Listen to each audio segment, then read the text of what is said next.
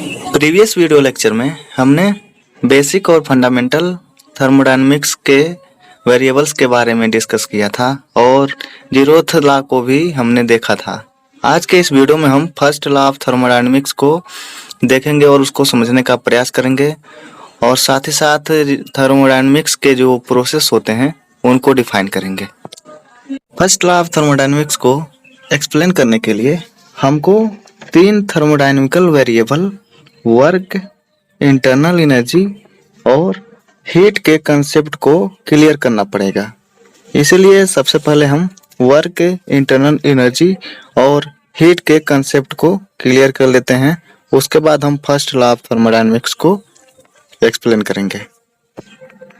First law of thermodynamics internal energy, heat और work के बीच में रिलेशन को एक्सप्लेन करता है।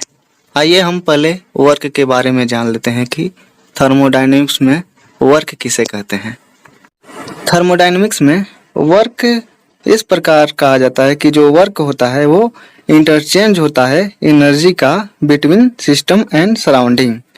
यदि हम किसी सिस्टम पे एफ फोर्स को प्रोड्यूस करते हैं या एफ फोर्स को अप्लाई करते हैं तो जो इनफाइनाइटेसिमल डिस्प्लेसमेंट होता है या इनफाइनाइटेसिमल चेंज होता है उस सिस्टम पे, उसको हम वर्क डन कहते हैं। यानी यदि हम इसको मैथमेटिकली रिप्रेजेंट करना चाहें तो हम dW equal to F into ds लिख सकते हैं। यहाँ पे जो dW है वो इनफाइनाइटेसिमल वर्क है और F जो है अप्लाइड फोर्स है और ds जो है वो इनफाइनाइटेसिमल डिस्प्लेसमेंट है। अब कंसेप्ट आता है external and internal work done का। यदि किसी सिस्टम द्वारा उसके सराउंडिंग पे कोई वर्क किया जाता है या कोई फोर्स एग्जर्ट किया जाता है तो जो इनफाइनाइटेसिमल डिस्प्लेसमेंट होता है उसको हम कहते हैं कि सिस्टम या सिस्टम के द्वारा अपने सराउंडिंग पे वर्क किया गया है और जो वर्क हुआ है वो एक्सटर्नल वर्क कहलाता है। या हम किसी सिस्टम के किसी एक पार्ट पे हम फोर्स अप्लाई करें और उस फोर्स की वजह से उस सिस्टम के दूसरे पार्ट में वर्क डन होता है तो उसको हम इंटरनल वर्क कहते हैं। यानी सिस्टम पे ही यदि कोई कार्य होता है फोर्स अप्लाई करने पे, सिस्टम पे ही हम फोर्स अप्लाई करें और कार्य भी सिस्टम पे ही होता है तो उसको हम इंटरनल वर्क डन कहते हैं। और यदि हम सिस्टम पे फोर्स अप्लाई करते हैं और सराउंडिंग पे कोई वर्क होता है तो उसको हम एक्सटर्नल वर्क कहते हैं। अब हम एक्सप्रेशन को डिस्क्राइब करेंगे जिससे हम वर्क को कैलकुलेट कर लें। तो हमको पहले फर्स्ट इक्वेशन ये पता है कि dW इक्वल टू होता है F इंटू ds। तो इसी को लेकर हम आगे बढ़ते हैं। dW equal to F D S एक रिलेशन होता है जो वर्क को डिफाइन करता है। dW equal to F D S में हम F के जगह पे P इंटू ए लिखेंगे, जहाँ पे P जो होगा वो अप्लाइड प्रेशर होगा और A जो होगा कैपिटल A वो एरिया ऑफ सिस्टम को रिप्रेजेंट करेगा। तो जो हमारा dW equal to F into D S है वो कुछ इस प्रकार से हो जाएगा dW equal to P into A into D S. अब ए डी एस के जगह पे हम dB लिखेंगे। dB जो होता है वो A इंटू डी एस होता है। dB infinitesimal change into volume को रिप्रेजेंट करता है। तो इक्वेशन को कुछ इस प्रकार से लिखेंगे dW equal to P into dB। अब हम दोनों साइड का इंटीग्रेशन करेंगे तो हमको मिलेगा W equal to P integration over limit V1 to V2 dV। और इस प्रकार हम इस इंटीग्रल को सॉल्व करके W की वैल्यू यानी वर्क डन को कैलकुलेट कर लेंगे। अब आइए इंटरनल एनर्जी के बारे में बात करते हैं। इंटरनल एनर्जी किसी भी सिस्टम की स्वयं की एक डिफिनिट वैल्यू में, डिफिनिट क्वांटिटी में एनर्जी होती है जो उस सिस्टम में स्टोर होती है और वह दिखाई नहीं देती है उस सिस्टम के द्वारा, मगर किसी भी वर्क डन को करने के लिए कैपेबल होती है। इसको हम इंटरनल एनर्जी या इंट्रिंसिक एनर्जी भी कहते हैं। इसको यदि व्यक्तिगत जीवन के एग्जाम्पल से समझने का कोशिश करें तो हम यह कह सकते हैं कि यदि आप कॉलेज से आए और आप बहुत थके हुए हैं, आपको कुछ करने का मन नहीं कर रहा है, आप सोच रहे हैं कि हम थोड़ा सो लें, उसी टाइम यदि पड़ोस में कोई घटना घटती है, जैसे आग लग जाता है, तो आप तुरंत बाल्टी उठा के आग को बुझाने की कोशिश करना चालू कर देंगे।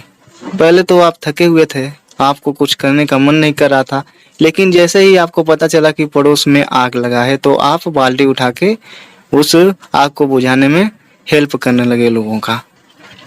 तो यह जो आग बुझाने के लिए जो आपने वर्क किया है, यह एनर्जी आपके पास कहाँ से आई?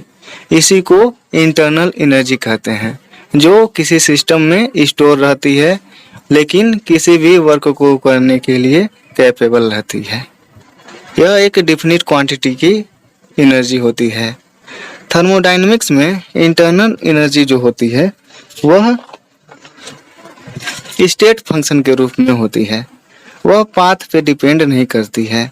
यदि कोई सिस्टम इनिशियल स्टेट से डिफरेंट वेरियस स्टेट से पास होने के बाद फिर पुनः वह इनिशियल स्टेट पे आ जाता है, तो जो चेंज इन इंटरनल एनर्जी होती है वो जीरो होती है। यानी हम यह कह सकते हैं कि जो इंटरनल एनर्जी होती है वो पाथ फंक्शन नहीं होता है, वह स्टेट फंक्शन होता है। चलिए अब हीट के कंसेप्ट को समझने का प्रयास करते हैं। हीट जो होता है वो थर्मोडायनेमिकली फ्लो होता है एनर्जी का एक बॉडी से दूसरे बॉडी में due to different of temperature between them. यानी यदि हम दो बॉडी को कंसीडर करें, दोनों का टेम्परेचर सेम ना हो, तो जो एनर्जी होगी वो एक बॉडी से दूसरे बॉडी में फ्लो होती है थर्मोडायनेमिकली, इसी को हम हीट कहते हैं। जो फ्लो ऑफ हीट होता है वो नॉन मैकेनिकल होता है। नॉन मैकेनिकल का मतलब यहाँ पे यह है कि यहाँ पे हमको फोर्स को अप्लाई नहीं करना पड़ता है, यह एक स्वतः क्रिया है। यानी यदि दो बॉडी को एक दूसरे के कांटेक्ट में रखेंगे तो जो फ्लो ऑफ हीट होता है वह नॉन मैकेनिकल होता है, उसमें हमको फोर्स को अप्लाई नहीं करना पड़ता है, बस जो टेम्परेचर होगा दोनों बॉडी का वो डिफरेंट होना चाहिए। यदि टेम्परेचर सेम होगा तो हीट का फ्लो नहीं होगा। और जो सिस्टम होता है उसमें दो तरह से हीट का इंटरचेंज होता है, एक होता है कंडक्शन और दूसरा होता है रेडिएशन। हम कंडक्शन या रेडिएशन के थ्रू हीट का इंटरचेंज करते हैं at different temperature between them. तो यह कंसेप्ट जो है वो हीट का कंसेप्ट है। अब हमने यहाँ पे वर्क, इंटरनल एनर्जी और हीट तीनों के कंसेप्ट को क्लियर कर लिया है। यदि आपको कोई दिक्कत होती है तो आप हमें कमेंट करके बताएं। अब इसके बाद हम फर्स्ट लॉ ऑफ थर्मोडायनेमिक्स को देखेंगे। First law of thermodynamics conservation of energy के नाम से भी जाना जाता है। बहुत सारे कॉम्पिटिटिव एग्जाम में एक क्वेश्चन पूछा जाता है कि फर्स्ट लॉ ऑफ थर्मोडायनेमिक्स का मेन पर्पज क्या है। तो first law of thermodynamics conservation of energy के रूप में जाना जाता है। हीट का मतलब एनर्जी का एक्सचेंज, यानी यदि हम एनर्जी का एक्सचेंज कराते हैं किसी भी सिस्टम पे, बैलेंस होता है या इक्वल होता है external work done plus the increase in internal energy. यानी हम किसी भी सिस्टम को किसी भी ट्रांसफॉर्मेशन में, जितने भी प्रकार के ट्रांसफॉर्मेशंस होते हैं उनमें यदि हीट प्रोवाइड कराते हैं तो आधा जो हीट होता है वो एक्सटर्नल वर्क करने में खर्च होता है और आधा उस सिस्टम की इंटरनल एनर्जी को इंक्रीज करने में खर्च होता है। यानी हम एक्सटर्नल वर्क डन और इंटरनल एनर्जी को ऐड कर दें दोनों को, तो वह जितना हमने हीट अप्लाई किया है उस सिस्टम पे उसके इक्वल होगा। इसको मैथमेटिकली रिप्रेजेंट करना चाहें तो हम कैपिटल Q को हीट सपोज करें और डेल U को infinitesimal change in internal energy कहें, और W जो होगा वो वर्क डन होगा, एक्सटर्नल वर्क डन। तो हम इसको मैथमेटिकली इस प्रकार रिप्रेजेंट करते हैं, capital Q equal to del U plus W। और यदि हम dQ, dW और du नोटेशन लेते हैं, infinitesimal change in heat, internal energy and work, तो जो एबव इक्वेशन है capital Q equal to del U plus W, वह इस प्रकार मॉडिफाई होगा, dQ equal to du plus dW। और इस इक्वेशन को कहते हैं equation of first law of thermodynamics, और यह differential equation of first law of thermodynamics के नाम से भी जाना जाता है। यदि इंटरनल एनर्जी कंसिस्ट करता हो two part, internal kinetic energy जिसको हम यूके से रिप्रेजेंट करें, और इंटरनल पोटेंशियल एनर्जी जिसको हम यूपी से रिप्रेजेंट करें, तो हम डी की जगह पे हम लिख सकते हैं DUK प्लस DUP। अब कुछ कंडीशंस होते हैं फर्स्ट लॉ को होल्ड कराने के लिए किसी भी सिस्टम पे, उसके लिए कुछ है। फर्स्ट एक कंडीशन होता है कि जो LU एंड W को मेजर कर रहे हैं जूल में, तो सभी जूल में होंगे, या कैलोरी में मेजर कर रहे हैं तो सभी कैलोरी में होंगे, या किलो कैलोरी में मेजर कर रहे हैं तो सभी कैलोरी में होंगे। यानी हम Q, डेल U और W को कभी भी मेजर करेंगे तो सेम यूनिट में मेजर करेंगे। सेकेंड कंडीशन है, यदि जो हीट होगा वो टेकन होगा बाय द सिस्टम तो Q पॉजिटिव होता है, और यदि गिवन द सिस्टम होगा तो Q निगेटिव होता है। और इसी प्रकार जब वर्क होगा, जो वर्क डन होगा वो बाय द सिस्टम होगा तो वर्क पॉजिटिव होगा, और यदि वर्क जो होगा वो by the some external sources होगा और वह ऑन द सिस्टम होता है तो W जो होता है वो नेगेटिव होता है। अगली कंडीशन है फर्स्ट लॉ को होल्ड करने की, वह यह है कि यदि n मोल्स हों परफेक्ट गैस के, तो जो डेल Q की वैल्यू होती है वो n CV डेल T के बराबर होती है, जहाँ पे जो CV होगा वो मोलर हीट होगा एट कांस्टेंट वॉल्यूम। और यदि यह चेंज जो हो वो कांस्टेंट प्रेशर पे हो तो जो डेल Q की वैल्यू होगी वो n CP डेल T के बराबर होगी। अब supplement of first law of thermodynamics को देखते हैं। Supplement of first law of thermodynamics यह बताता है कि जो वर्क होता है वो डायरेक्टली प्रोपोर्शनल होता है हीट के। यानी यदि हम किसी सिस्टम पे वर्क अप्लाई करते हैं तो डिफिनिट क्वांटिटी में हीट प्रोड्यूस होता है, या यदि हम किसी सिस्टम पे हीट प्रोवाइड कराते हैं तो डिफिनिट क्वांटिटी में वर्क डन होता है। यही सप्लीमेंट है फर्स्ट लॉ ऑफ थर्मोडायनेमिक्स का। इसको हम इस प्रकार से मैथमेटिकली रिप्रेजेंट करते हैं, W इक्वल टू JQ, जहाँ पे जो J है वो यूनिवर्सल कांस्टेंट के नाम से जाना जाता है, या इसको हम मैकेनिकल इक्विवेलेंट ऑफ हीट भी कहते हैं। J की वैल्यू होती है 4.2 जूल पर कैलोरी, या 4.2 इंटू 10⁻³ जूल किलो कैलोरी। और इस रिलेशन से हम यह कह सकते हैं कि जो W होगा वो डायरेक्टली प्रोपोर्शनल होता है Q के, और यह फर्स्ट लॉ ऑफ थर्मोडायनेमिक्स से स्टेबलाइज होता है, और यह एक एग्जैक्ट रिलेशनशिप होता है बिटवीन हीट एंड वर्क। अब थर्मोडायनेमिक्स प्रोसेस के बारे में डिस्कस करते हैं। थर्मोडायनेमिक्स प्रोसेस जो होता है वो चेंज होता है किसी भी मैनर से इन प्रेशर, वॉल्यूम, हीट, टेम्परेचर। किसी भी तरीके से हम pressure, volume, heat and temperature में कोई भी चेंज कराते हैं तो जो प्रोसेस होता है उसको हम थर्मोडायनेमिक्स प्रोसेस कहते हैं। यह कुछ इस प्रकार से है। पहला काइंड है इसका प्रोसेस का आइसोथर्मल प्रोसेस। आइसोथर्मल प्रोसेस एक फिजिकल प्रोसेस होता है जिसमें जो टेम्परेचर होता है वो कांस्टेंट हो ड्यूरिंग द दिस प्रोसेस। इस प्रोसेस में जो टेम्परेचर होगा वो कांस्टेंट होगा। तो जब टेम्परेचर कांस्टेंट होगा तो इस आइसोथर्मल प्रोसेस में यहाँ पे जो टेम्परेचर होगा वह चेंज नहीं होगा, इसलिए इंटरनल एनर्जी भी उस सिस्टम की चेंज नहीं होगी। तो डी यू इक्वल टू 0 होगा। और हमको एक रिलेशनशिप पता है कि d Q equal to D U plus D W होता है। तो यहाँ से जब हम डी यू की वैल्यू 0 रखेंगे तो हमारा फर्स्ट लॉ ऑफ थर्मोडायनेमिक्स हो जाएगा D Q equal to D W.